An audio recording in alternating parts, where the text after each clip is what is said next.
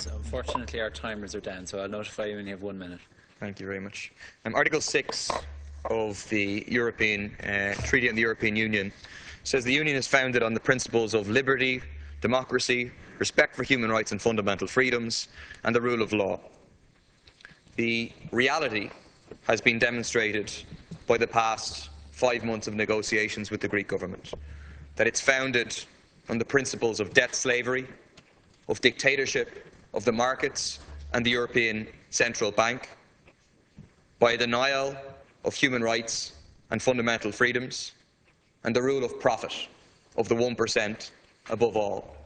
The election of Syriza 5 months ago scared this government, scared the bondholders, scared Merkel, scared the establishments right across Europe, because it sent out the idea that there could be an alternative to austerity, that the rule of these people, which has gone unchallenged by the so-called Social Democrats, could be challenged, and a movement could be built that could achieve real change. And since then, the approach of all of the establishments across Europe has been to achieve one of two aims.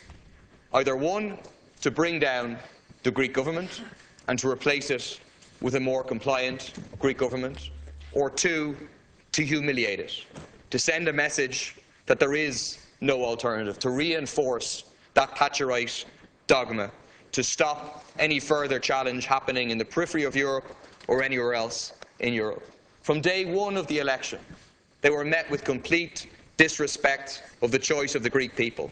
Jean-Claude Juncker declaring that there are no democratic choices possible outside of the framework of the European treaties, i.e. outside of the framework of neoliberalism and austerity.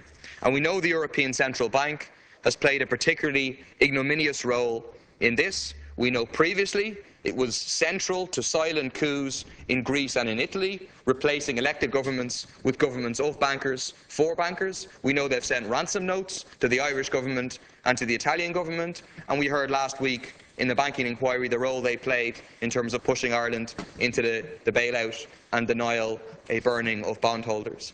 And so therefore the disgusting role that Michael Noonan played yesterday is absolutely shameful, and the denials that he said it are ridiculous, because he said something similar in public, that he assisted the tightening of the noose around the Greek economy designed to force them into signing a bad deal. 1 minute, Deputy. That goes together with a campaign of propaganda, terror in the media, campaign of financial terror in the markets and the run of the banks, and a campaign of political terror.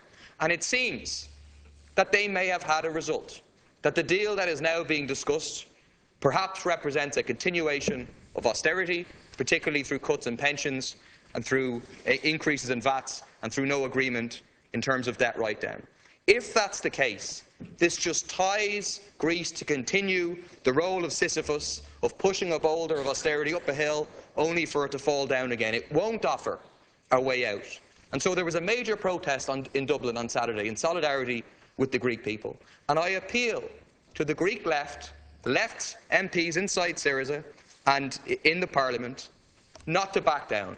Don't be blackmailed. People across Europe are standing with you. They want to see a fight back. Instead, prepare for a confrontation with the 1% in Europe, with the Merkels, with the Junckers, join together in a struggle for a real alternative to austerity and for a different Europe. Thank you very much.